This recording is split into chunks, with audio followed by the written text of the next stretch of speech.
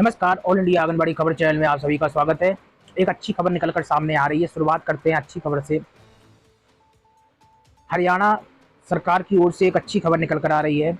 हरियाणा में जो है हाल ही में भाजपा ने वापसी की है और भाजपा की ओर से जो है आंगनबाड़ी कर्मियों के मानदेय में बढ़ोतरी की गई है।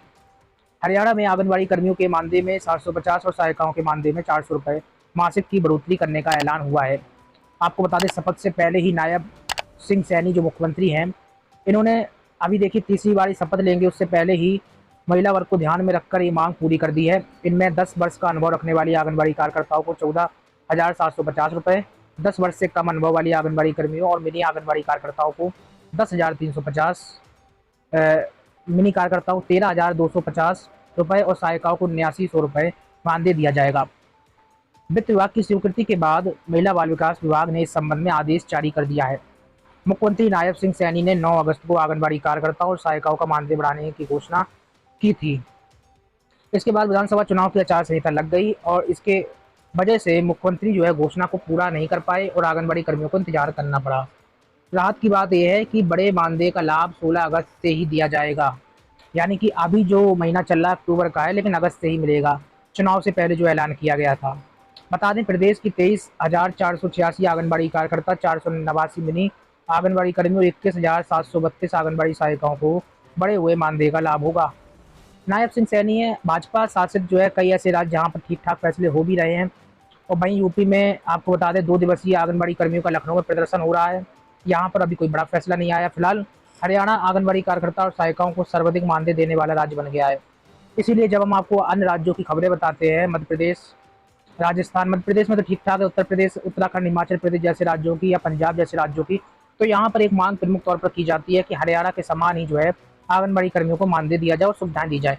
क्यों, इसकी वजह आप लोगों को बता दूं कि यहाँ पर सर्वाधिक जो है मानदेय दिया जा रहा है। वैसे मध्य प्रदेश भी इसी क्रम में, लेकिन मध्य प्रदेश में हरियाणा की अपेक्षा कम पैसा दिया जा रहा है। वहीं आपको बताया अभी तक 10 साल से अधिक अनुभव वाली आंगनबाड़ी कार्यकर्ताओं का पारिश्रमिक 14,000 रुपये था, जिसे अब 750 रुपये बढ़ाकर 14,750 रुपये कर दिया गया है। भाई 10 साल तक के अनुभव वाली आंगनबाड़ी कार्यकर्ताओं, मिनी कार्यकर्ताओं को अभी तक जो है 12,500 दिए जा रहे थे, लेकिन अब हर महीने 13,250 रुपये दिए जाएंगे। सहायिकाओं की अगर बात करें तो 7,500 की जगह 7900 रुपये मिलेंगे। भाई इस मामले पर भारतीय मजदूर संघ के क्षेत्रीय संगठन मंत्री पवन कुमार ने फैसले के लिए कार्यवाहक मुख्यमंत्री का आभार व्यक्त किया है और कहा है कि नई सरकार में पहला फैसला आंगनबाड़ी कर्मचारियों के मानदेय में बढ़ोतरी को लेकर हुआ है। इससे साबित होता है कि सरकार की कथनी और करनी में कोई अंतर नहीं है। हरियाणा में भी आंगनबाड़ी कर्मियों का छुटपुट प्रदर्शन देखने को मिला था और मोटे तौर पर आपको बता दें 10 वर्ष से कार्यरत आंगनबाड़ी कार्यकर्ताओं को 14,750 रुपये, कम अनुभव वाली आंगनबाड़ी कर्मियों तथा मिनी आंगनबाड़ी कार्यकर्ताओं को 13,250 रुपये और सहायिकाओं को 7900 रुपये मानदेय मिलेगा। बड़ी बात यहाँ पर यह है कि 16 अगस्त से जो है बढ़े हुए मानदेय का लाभ दिया जाएगा। 23,486 आंगनबाड़ी कर्मी, 489 मिनी आंगनबाड़ी कार्यकर्ता के साथ 21,732 आंगनबाड़ी सहायिकाएं इस ऐलान से लाभान्वित होगी। कमेंट बॉक्स के जरिए बताइए, क्या सरकार ने जो है मानदेय बढ़ाकर काम अच्छा किया या फिर नहीं, या फिर सरकार को और ज़्यादा पैसा बढ़ाना चाहिए। लाइक और शेयर के साथ ही चैनल को सब्सक्राइब भी करें और इसी के साथ ही प्रतिक्रिया भी आप लोग कमेंट बॉक्स में जरूर रखें। एक बड़ा फैसला आया है और ये फैसला कोर्ट के जरिए आया है। दिल्ली हाई कोर्ट ने एक महत्वपूर्ण निर्णय लिया है। अब महत्वपूर्ण निर्णय क्या है, ये आपके लिए बहुत ज़्यादा समझना जानना जरूरी है। दिल्ली हाई कोर्ट ने एक महत्वपूर्ण फैसले में कहा है कि आंगनबाड़ी कार्यकर्ताओं के लिए आंगनबाड़ी कार्य के अलावा भी अतिरिक्त आय के स्रोत हो सकते हैं। बड़ा फैसला है। इससे पहले भी सरकार जो है कोर्ट इस तरीके की बात कर चुका है। अब क्यों किया है कोर्ट ने इस बात का ऐलान, वो समझते हैं। कोर्ट ने स्पष्ट कर दिया है कि आंगनबाड़ी कार्यकर्ताओं के लिए केवल आंगनबाड़ी कार्य से प्राप्त वेतन से खुद या अपने परिवार का भरण पोषण करना संभव नहीं है और यह इसलिए आय के अधिक स्रोत होना अस्वाभाविक नहीं है। इसलिए आंगनबाड़ी कार्यकर्ता दूसरा काम भी कर सकती है। अब ये फैसला कोर्ट क्यों कर रहा है, इसको समझते हैं। दरअसल आपको बता दें, अगर आप विभागीय कोई काम कर रहे हैं तो दूसरा कोई अन्य विभाग में काम नहीं कर सकते या अन्य कोई सुविधा नहीं ले सकते या सरकार से सैलरी नहीं ले सकते हैं। क्यों? क्योंकि आप पहले से नौकरी कर रहे हैं। लेकिन आंगनबाड़ी विभाग में ऐसा नहीं है। दिल्ली हाईकोर्ट ने कहा है। जस्टिस हरिशंकर और सुधीर कुमार जैन की बेंच ने कहा है कि जो एक आंगनबाड़ी वर्कर की ओर से सुपरवाइजर भर्ती के लिए दिए गए प्रमाण पत्र पर आपत्ति करने के संबंध में था। कार्यकर्ता ने दावा किया कि वह अपने खाली समय में एक एनजीओ में काम कर रही थी, जबकि प्रमाण पत्र में आंगनबाड़ी कार्य करने का उल्लेख था।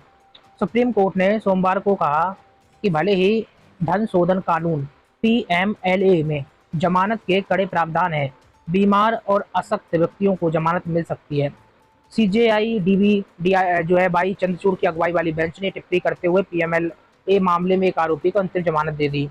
कुल मिलाकर यहाँ पर बड़ी बात यह है कि जो हाईकोर्ट के जस्टिस हैं हरिशंकर और सुधीर कुमार जैन, इन्होंने ये फैसला दिया है कि कोई भी दूसरे काम भी आंगनबाड़ी कर्मियों के आय के स्रोत हो सकते हैं। जाहिर सी बात दूसरा भी काम आप लोग कर सकते हैं। फैसला दिल्ली हाई कोर्ट का है और अच्छा फैसला ये कहा जा रहा है। अब आपको एक खबर मध्य प्रदेश की बताने वाले हैं। मध्य प्रदेश में लगातार आपको बता दें चेकिंग को लेकर कार्रवाई की जा रही, चेकिंग अभियान चलाकर, और ऐसा ही मामला टीकमगढ़ जनपद के बाल विकास परियोजना में निकल कर आया। यहाँ की सुपरवाइजर बसंती अहिरवार ने बताया कि सरकनपुर ग्राम पंचायत में स्थित आंगनबाड़ी केंद्र की शिकायत मिल रही थी। इसके कारण से वह निरीक्षण करने गई थी। शिकायत ये थी कि आंगनबाड़ी केंद्र को समय पर नहीं खोला जाता और बच्चों को पोषण आहार नहीं दिया जा रहा है। मामला मध्य प्रदेश जनपद का है, मध्य प्रदेश के जो है टीकमगढ़ जनपद का है। यहाँ पर आंगनबाड़ी कार्यकर्ता सुमन और उनके बेटे और पति पर आरोप है कि गाली गलौज और तुम चेक करने क्यों आई हो और डंडे लेकर आए और अभद्रता आदि आरोप जो है सुपरवाइजर द्वारा लगाए गए। इसके बाद जो है इसकी सूचना लिखित में खड़गापुर पुलिस थाने और अपने विभाग के अधिकारियों को भी दी गई। स्वयं पुलिस अधीक्षक को पूरी घटना से भी अवगत कराया गया। बता दें टीकमगढ़ पुलिस अधीक्षक रोहित के आदेश पर इस मामले में आंगनबाड़ी कर्मी और पुत्र पर शासकीय कार्य बाधा आदि अन्य मामलों पर मुकदमा पंजीकृत कर लिया गया है। मामला खड़गापुर पुलिस थाने में दर्ज किया गया है। अब ऐसे ऐसे मामले भी निकलकर सामने आ रहे हैं।